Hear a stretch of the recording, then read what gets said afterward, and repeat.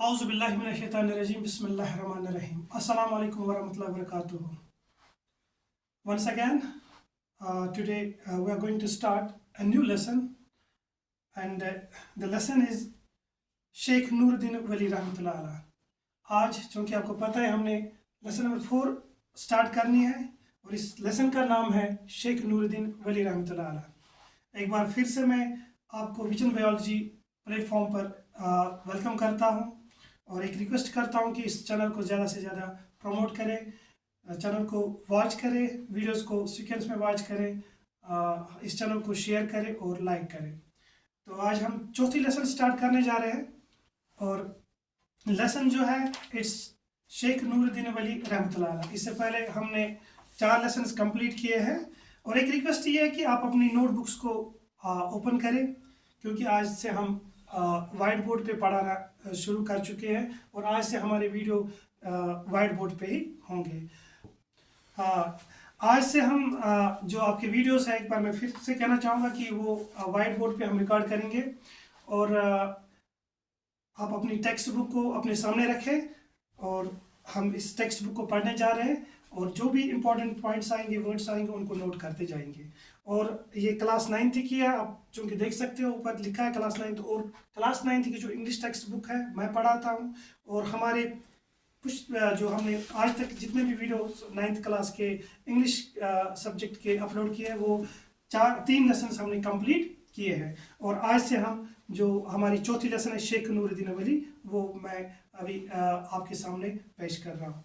चलो आप टेक्स्ट पढ़ते हैं, अपनी टेक्स्ट बुक ओपन करें। Before starting the text, there is a brief introduction regarding the writer. So let us see what is written about the writer. जो lesson है ये G.R. मलिक ने लिखी है। इसके बारे में यहाँ पे कुछ दिया गया है, इस ब्रीफ इंट्रोडक्शन दिया गया है इस G.R. मलिक के बारे में, जो इस टेक्स्ट के जो इस लेसन के राइटर है, इनके बारे में पहले पढ़ते हैं। Professor Ghulam Rasool Malik, born 1945, is a professor of English. ये जो गुलाम रसूल मलिक है ये प्रोफेसर है इंग्लिश जुबान के, इंग्लिश लिटरेचर के, और यूनिवर्सिटी में पढ़ाते हैं, कश्मीर यूनिवर्सिटी में पढ़ाते हैं। Under a post doctoral Commonwealth fellowship he studied at the University of Cambridge UK in 1987-88। 1987 और 1980 में इन्होंने पोस्ट डॉक्टोरल जो स्कॉलरशिप इन्हें मिली है और इन्होंने वहां से पोस्ट डॉक्टोरल किया है यूनिवर्सिटी ऑफ कैम्ब्रिज जो यूके में है। His area of specialization are British English poetry and comparative literature। इन्होंने ज्यादातर ब्रिटिश पोइट्री और कंपैरेटिव लिटरेचर पे काम किया है। इसके आगे लिखा है प्रोफेसर मलिक पब्लिकेशंस आर, इनकी जो पब्लिकेशंस है, इन्होंने जो लिखा है, उन्होंने जो कलमबंद किया, तहरीर किया है, उनमें से एक है Iqbal and the English Romantics, जो इन्होंने 1988 में लिखा है। उसके बाद रसूल मीर साहित्य एकेडमी 1990 में इन्होंने एक रसूल मीर पर एक पब्लिकेशन की है। और उसके बाद the bloody horizon a study of Iqbal's response to the west 1991 में इन्होंने लिखा है। और एक रोमांटिक क्रिटिसिज्म जो इग्नो में पब्लिश हुआ है, इग्नो यानी कि IGNOU Indira Gandhi national open university जो है 1999 में इसको पब्लिश किया गया है। एंड द उर्दू बुक सुरूदो सहर आफरीन 1993 में इन्होंने ये एक बुक उर्दू में लिखी है। His articles and book reviews have appeared in the Charles Lamb Bulletin UK। Charles lamb bulletin एक हम कहेंगे एक पब्लिकेशन है जिसमें इनका एक आर्टिकल्स जो आते आते रहते हैं और रिव्यूज जो आते रहते हैं।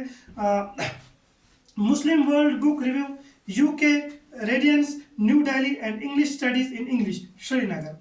सो ये थोड़ा ब्रीफली लिखा गया है जो हमारे राइटर है। तो ये जो हमने अभी देखा, जो पब्लिकेशन, जो काम इन्होंने किया, एक प्रोफेसर रह चुके हैं यूनिवर्सिटी में और बहुत सारा काम इन्होंने किया है, पब्लिकेशन इनके आर्टिकल्स भी आज भी छपते हैं और फेलोशिप पे ये गए हैं यूनिवर्सिटी ऑफ कैम्ब्रिज यूके में। तो ये सारा अबाउट द ऑथर था। अब टेक्स्ट की ओर बढ़ते हैं। अपनी टेक्स्ट बुक, मैंने पहले रिक्वेस्ट किया आप अपनी टेक्स्ट बुक्स ओपन करके रखें, तो हम टेक्स्ट की तरफ बढ़ते हैं। True saints are in search of God and their own self, कहते हैं कि जो सच्चे सेंट्स होते हैं, संत होते हैं, वो लोग जो अल्लाह की तरफ से चुने गए होते हैं, वो हमेशा किसकी तलाश में होते हैं? वो हमेशा अपने रब की तलाश में होते हैं, वो हमेशा गॉड की तलाश में होते हैं और अपने सेल्फ यानी कि खुद की तलाश में होते हैं। They renounce all the worldly comfort and pleasures to know their God, simplicity and truth are their hallmark. वो हमेशा हर एक दुनिया की जो हम कहेंगे कंफर्ट होता है, आराम दो चीजें होती है, उनको वो रिनाउंस करते हैं, उनको वो इग्नोर करते हैं, उनको वो अवॉइड करते हैं और हमेशा अपने रब को खुश करने के लिए हर मुसीबत, हर सख्ती झेलते हैं। उनकी जिंदगी सादा होती है, उनकी जिंदगी सादा होती है और सच पे मबनी होती है, और यही जो चीजें हैं ये इनका हॉलमार्क होता है, यही इनकी पहचान होती है। तो आज देखते हैं हमारे जो इस कश्मीर की एक बहुत बड़ी हस्ती गुजरी है, जिन्होंने दीन के लिए, जिन्होंने इस्लाम के फैलाव के लिए बहुत सारा काम किया है, और वो जिनका नाम हर घर में है, हर बच्चे की जुबान पे है, शेख नूरुद्दीन वली रहमतुल्लाह अलैह। ये बहुत ही अजीम हस्ती थी। हाँ, इन्होंने अपने आप को, अपनी जिंदगी को, अपने घर को, अपने अपनों को हाँ छोड़कर वो अल्लाह की राह में निकले और दीन की खिदमत की। आज इन्हीं के बारे में थोड़ा सा पढ़ लेते हैं जो जी.आर. मलिक साहब ने अपनी तहरीर में कलमबंद किया है, इस टेक्स्ट में लिखा है। Now come to the text. For many long centuries, Kashmir has been known as Rishwar, the valley of rishis.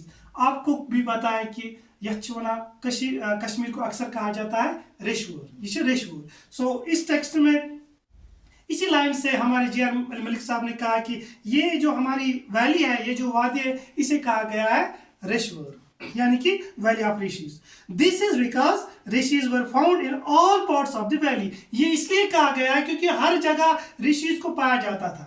ये जो ऋषिज थे जो अपने आप को अपने खुद की तलाश में, रब की तलाश में घर को छोड़कर दूर चले जाते थे, दुनिया के ऐशो आराम से दूर जाते थे और रब की हम कहेंगे इबादत करते थे। They lived very simple and austere lives. ये अपनी जिंदगी, इनकी जिंदगी क्या थी? सिंपल। ऑस्टेयर होता है सिंपल, मैंने लिखा है यहाँ पे और आपकी टेक्स्ट पे भी होगा, आप देखिए इसकी मीनिंग है सिंपल, विदाउट लग्जरी। इनकी जिंदगी सादा होती है, साफ होती है। Most of them were vegetarians and considered it a sin to kill a living being. और ये क्या समझते थे जो ऋषिज थे, जो कश्मीर में रहते थे इस्लाम से पहले, ये समझते थे कि हमने क्या करना है, हमने किसी जानवर का गोश्त नहीं खाना, उनको नहीं मारना है, और हमने क्या करना है, हमने वेजिटेरियन लाइफ गुजारनी है, सादा लाइफ गुजारनी है, हमने वो चीज़ें खानी है जो हम कहेंगे गोश्त वगैरह, ये चीज़ें वो नहीं खाते। क्यों? क्योंकि ये डरते थे और समझते थे ये गुनाह है कि अगर हम इनको मारे और इनका गोश्त खाए। They lived like hermits. ये उन हर्मिट्स की तरफ रहते थे, उनकी तरह रहते थे। हर्मिट्स कौन लोग होते हैं? वो लोग जो दुनिया के बिजी लाइफ से निकलकर पहाड़ों जंगलों में रहा करते थे। या अभी बहुत सारे लोग ऐसे जो इस आराम वाली जिंदगी से या लोगों से दूर रहकर कहीं जंगल में अपना बसेरा करते हैं और अल्लाह की या भगवान की या खुदा की या अपने गॉड की पूजा करते हैं। Doing penance and serving common people in several ways, mainly by planting shady trees for travelers to rest. और क्या करते हैं वहाँ इबादत करते हैं, वहाँ पूजा करते हैं, वहाँ इबादत करते हैं और लोगों की खिदमत करते हैं, कैसे? बहुत सारे तरीकों में। अभी आप करोगे सवाल कि सर आपने कहा कि जंगल में रहकर वो किन लोगों की खिदमत करेगा। देखो कैसे करते हैं। वहाँ पे वो रहते हैं और रास्तों पे पेड़ लगाते हैं। आपने यहाँ भी कश्मीर में देखो बहुत सारी जगहों पे चिनार जो है ना वो लगाए जाते हैं। क्यों? ताकि जो पिछले ज़माने में ट्रैवल्स के लिए गाड़ियाँ नहीं होती थी तो वो क्या करते, लोग पैदल सफ़र करते थे और धूप होती थी तो वो फिर पेड़ के नीचे छाँव में बैठकर आराम करते थे। तो ये वही बुजुर्ग लोग थे जो इन पेड़ों को, इन चिनार्स को लगाते ताकि जो राहगीर हो, जो पासर बाय हो, वो वहाँ पे रेस्ट करे, उन्हें आराम मिले उस छाया के नीचे। When Islam entered the valley in the 13th century, the Rishi's tradition continued but was given a Muslim color and character. अब क्या हुआ जब इस्लाम यहाँ आया? इससे पहले हिंदुइज्म था या बाकी किसी धर्म, बौद्धिज्म वगैरह वो चीज़ें थी। जब इस्लाम यहाँ पे आया तो अब क्या हुआ? अब ये जो ऋषिज का कल्चर था, ये जो चीजें थी, ये फिर इसमें कोई तब्दीली नहीं है, ये तो कंटिन्यू रही, लेकिन अब इससे रंग मिल गया इस्लाम का। अब जो मुसलमान लोग थे, अब जो मुसलमान साधु थे, संत थे, अब इन्होंने क्या किया, अब इन्होंने भी इस हम कहेंगे इस ऋषि ट्रेडिशन को आगे चलाया। और लेकिन रंग क्या था, रंग था मुसलमान का, मुस्लिम का। आगे चलते हैं। The man who played the most leading role in this process was Hazrat Sheikh Nooruddin वली रहमतुल्लाह अलैह, also known as नुंदरिश।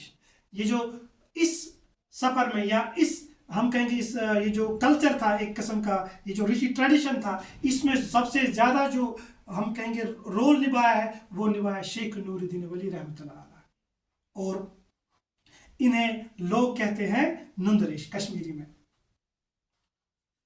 He was born in 3077 AD at खामू Kulgam. इनका जन्म हुआ है खामू कुलगाम, एक जगह है कुलगाम में, वहां पे इनका जन्म हुआ है। और ये जन्मे 3077 यानी कि 14th सेंचुरी में इनका जन्म हुआ था। His father Salarsan was the son of a Rajput family of Kishtwar. ये जो इनके वालिद साहब थे, उनका नाम था सलारसन। वो मुसलमान नहीं थे, वो गैर मुस्लिम थे, और ये एक राजपूत फैमिली से बिलोंग करते थे। लेकिन ये इनका जो आबाई वतन है वो किश्तवाड़ है, आपने सुना होगा किश्तवाड़ डिस्ट्रिक्ट, वहां से। Some members of this Rajput family left Kishtwar because of a family feud and settled in Kashmir. अब वजह क्या हुई है कि इनके आपस में फैमिली में कुछ हम कहेंगे कुछ लड़ाई झगड़ा था। हाँ, यहाँ पे मैंने मीनिंग में भी लिखा है, फ्यूड होता है an argument that has existed for long time between two people और ग्रुप्स। या फैमिलीज में फ्यूड होते हैं, झगड़े होते हैं, तो इन्होंने क्या, एक इस फैमिलीज में कुछ लोग कश्मीर चल के आ गए। अब इसमें सलार सन्स भी था। Some members of this family left Kishtawar because of a family feud and settled in Kashmir. Salar Sons accepted Islam and was named Salaruddin. अब इनके पापा जो सलार सन थे, ये जब कश्मीर आए, हाँ, इस झगड़े की वजह से, तो यहाँ पर इन्होंने ईमान लाया और मुसलमान हो गए, और इनका नाम पड़ गया सलारुद्दीन। The sheikh exhibited an ascetic tendency from his early childhood. बचपन से ही इनमें ये चीजें थी। हाँ, हम कहेंगे ये कौन सी चीज है कि ये वो सिंपल इंसान थे। इनको दुनियाई, हम कहेंगे जो दुनियाई ऐशो अशरत है, इनसे इन्हें नफरत थी, इनसे दूर ही भागते थे। This continued even after his marriage with Zaidat and the birth of a daughter Zunadat and a son Haider Baba. और ये चीजें जो इसमें, हाँ, दुनिया की कम परवाह थी, दुनिया की ऐशो अशरत से ये दूरी इख्तियार करते थे, हाँ, अलग किस्म के इंसान थे। ये चीजें इनको जब शादी इनकी हुई उसके बाद भी देखने को मिली, जब बच्चे हुए उसके बाद भी देखने को मिली।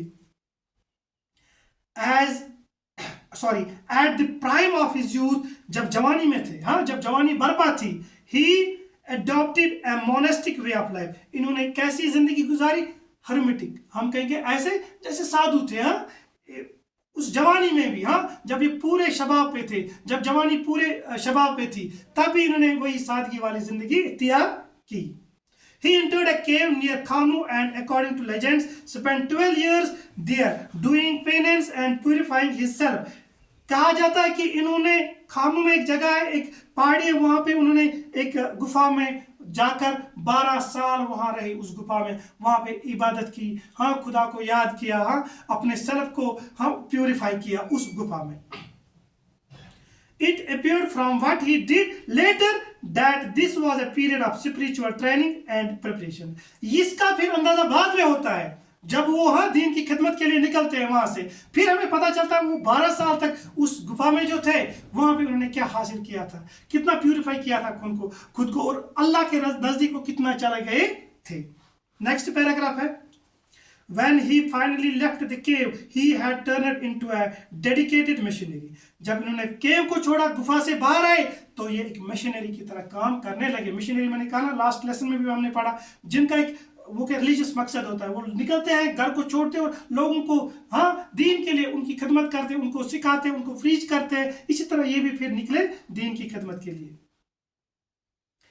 He moved from place to place in Kashmir, preached his simple gospel of the fear of God and accountability before him after death. फिर उन्होंने जब निकले और लोगों को क्या पढ़ाते थे, क्या प्रीच करते थे, क्या तालीम देते थे कि डरो उस खुदा से, उस खुदा से डरो। क्यों डरना, क्यों? क्योंकि मरने के बाद आपने क्या करना है, उसके सामने खड़ा होना है। अपने जो आप काम करते हो, आप जो दिन भर हाँ या पूरी उम्र चाहे झूठ बोलते हो, सच बोलते हो, हलाल खाते हो, हराम खाते हो, you have to be accountable before almighty Allah. आपने इस चीज का हिसाब देना है।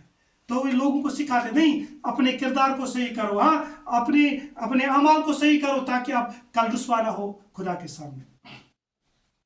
आगे चलते हैं, लिखा है कि commitment to the principles of truth, justice and love and service of mankind. लोगों को सिखाते थे हाँ सच क्या है, सच की अहमियत क्या है, जस्टिस क्या है, इंसाफ करना क्या होता है, और खिदमत खलक क्या होता है। इन चीजों की तालीम देते थे। By his saintly life he set an example of simplicity, truthfulness and devoted service of people. इस जो इसमें जो इसका जो ये हम कहेंगे जो संतों वाली जिंदगी थी, ये कैसी थी? हाँ ये संतों वाली जिंदगी जो थी इसकी, इससे क्या पता चलता है कि इससे ये पता चलता है कि इसने एक एग्जाम्पल सेट की थी। जो सिंपलिसिटी क्या होती है, सादगी क्या होती है, सच्चाई क्या, ट्रूथफुलनेस क्या होती है, सच्चाई क्या होती है, सच बोलना क्या होता है, सच पर अमल करना क्या होता है, और लोगों की खिदमत के लिए जब हम खुद को सर्व करते हैं लोगों की खिदमत के लिए, ये चीजें इसने सिखाई लोगों को। As a missionary, he taught us that a true saint is not one who escapes from life, but one who does the duties of life with honesty and humility. इसने ये सिखाया कि संत होना ये नहीं कि आप अंदर बैठ जाओ, गुफा में बैठ जाओ बस और कुछ नहीं करना है। इसने ये सिखाया कि कैसे आप एक संत होके एक ईमानदार बनोगे, एक सच्चा बनोगे, हाँ लोगों की खिदमत करोगे। ये चीजें इसने सिखाई। और जो दुनिया की जो आपकी रिस्पॉन्सिबिलिटी है उनसे दूर नहीं भागना है, उनको भी फुलफिल करना है, लोगों के साथ हुस्न सलूक करना है, उनके साथ अच्छाई से उठना बैठना है, किस तरह से अपने किरदार को ढंग में रखना है, ये चीजें सब इसने सिखाई लोगों को। In one of his verses, he tells us that the chosen servants of God are those who worship Him sincerely and fulfill their duties in life regularly. इन्होंने एक वर्स में अपने एक शहर में कहा है कि जो खुदा के चुने हुए बंदे होते हैं, जो संत लोग होते हैं, वो ये ऐसे लोग होते हैं, एक तो खुदा से डरते और खुदा की इबादत करते और अपनी जिंदगी इबादत सिंसियरली करते और अपनी जिंदगी में अपनी ड्यूटी जो होते हैं उनको भी अच्छे से और उनको भी निभाते हैं। The sheikh attracted disciples everywhere. All of them were noble souls and lived lives of piety and services of their fellow beings. हर जगह के लोग, हाँ कश्मीर में हर जगह आपने सुना होगा, कलामी शेखुल आलम आपने सुना होगा, आपने हर जगह देखा होगा, इनके नाम पे स्कूल है, इनके नाम पे चैरिटेबल ट्रस्ट है, यूनिवर्सिटी में इनका एक चैम्बर है, जम्मू यूनिवर्सिटी में भी इनकी एक हम कहेंगे एक चैम्बर है। तो ये सारी चीज़ इनके नाम पे दी गई क्योंकि किरदार के इंसान थे। शेखुल आलम इनको क्यों कहा जाता है? कहा जाता है शेखुल आलम, ये आलम के शेख थे। शेख वो होता है जो गाइड करता है, जो सच्ची राह दिखाता है। The sheikh won popularity in every nook and corner of Kashmir. Kashmir called him and continued to call him Sheikhul Alam, which means the spiritual guide of the world or a saint of world stature. अभी मैंने कहा शेख का मतलब ही होता है, इसने हर जगह अपनी शोहरत पाई है, इवन नॉट इन कश्मीर। ये जो है ना शेखुल आलम, ये कश्मीर से बाहर भी मशहूर है। इनके आज की इनकी जो राइटिंग्स है, इनका जो कलाम है, उस पर रिसर्च हो रही है बहुत बड़ी बड़ी यूनिवर्सिटीज़ में, यूके में जो यूनिवर्सिटीज़ है, अमेरिका में जो, वहाँ पे इसके कलाम पे रिसर्च हो रही है। तो ये बहुत मशहूर पॉपुलर पर्सनैलिटी है। और इनके अभी मैंने कहा ना कि इनके नाम पे हाँ बहुत सारे ट्रस्ट्स हैं, बहुत सारे स्कूल्स हैं। After setting a shining example of truly saint life, इस नवियत की एग्जाम्पल खड़ा करना कि किस तरह से लाइफ गुजारनी है एक संत होकर। Shaikhul Alam died in Rupwan in 38 AD and was laid to rest at Charari Sharif. ये आप सबको पता है कि इसके बाद जब इनकी डेथ होती है, जब ये इस दुनिया फानी से चले जाते हैं 4038 में, तो इन्हें दफनाया जाता है चार शरीफ में। वो आपको पता है कि इनकी जो कब्र है वो चार शरीफ में है। Sheikhul Alam is one of those rare personages of history whose popularity goes on growing even after their death. With the passage of time, that the Sheikh has become a household name in every part of Kashmir. ये अभी मैंने कहा कि ये बहुत ही मुकद्दस हस्ती थी, हाँ, और ये बहुत ही मुकद्दस हस्ती गुजर चुकी है कश्मीर से, और आज भी घर घर में इसका नाम लिया जाता है, घर घर में इसका नाम है। एक और चीज जो यहाँ पे लिखा गया है कि people continue to repeat his wise sayings and sweet verses. आज भी लोग इनका कलाम पढ़ते हैं, आज भी लोग इनकी जो बातें हैं उनको दोहराते हैं बड़ी बड़ी मजलिसों में, बड़ी बड़ी महफिलों में, क्योंकि उस उस कद के हस्ती थी, वो एक ऐसी कदावर शख्सियत थी जिन्होंने अपने कलाम से, हाँ, लोगों को अपनी खुदा से आशना करवाया। Years after his death, coins were struck in his name during the Afghan rule over Kashmir. Kashmir में एक दौर था जब अफगान हुकूमत करते थे, उस दौर में इसके नाम की कॉइन्स छपती थी। जिस तरह से आज की करेंसी है, इसी तरह इसके नाम पे कॉइन्स छपने लगी या बनने लगी। Today numerous trusts and educational institutions exist in his name. मैंने भी कहा बहुत सारे ट्रस्ट्स के नाम पे चलते हैं, बहुत सारे एजुकेशन ऐसे इंस्टीट्यूट है जो जिनको इनके नाम से रखा गया है। These include the Sheikhul Alam chair at the University of Kashmir. University of Kashmir जब आप जाओगे, जब आप गेट से एंटर होगे, तो पहले ही इनका ये जो शेखुल आलम चेयर है वहाँ पे आपको ये दिखेगा। और जम्मू में भी शेखुल आलम म्यूजियम है eight the University of Jammu, ये भी वहाँ पे है। आप जब आपको मौका मिलेगा वो आप देख सकते हो। तो ये सारा टेक्स्ट था, हमने इसको कंक्लूड किया। कंक्लूजन से पहले, इस लेसन को कंक्लूड करने से पहले कुछ डिफिकल्ट वर्ड्स हैं, वो वहाँ पे लिखे गए, कुछ मैंने यहाँ पे भी लिखे हैं। जैसे एस्टेयर मैंने लिखा है सिंपल विदाउट लग्जरी, हर्मिट, हाँ, someone who chooses to live alone, हाँ, सेवन होता है चाइल्ड, होता है किसी का बच्चा, इसी तरह ये डिसिडेंट ऑफ अ फैमिली, ऐसे लिखा है। फ्यूड होता है an argument that has existed for long time between two people और ग्रुप्स। ऐसे पार्टी होता है strong belief in a religion. वो कुछ इस टेक्स्ट पे भी लिखे हैं, इनको अच्छे से पढ़ेंगे और इनको अच्छे से याद करें। और इस पे जो इस टेक्स्ट के जो क्वेश्चन और आंसर्स है उस पर हम नेक्स्ट वीडियो में डिस्कस करते हैं। मिलते हैं नेक्स्ट वीडियो में। Till then, good bye.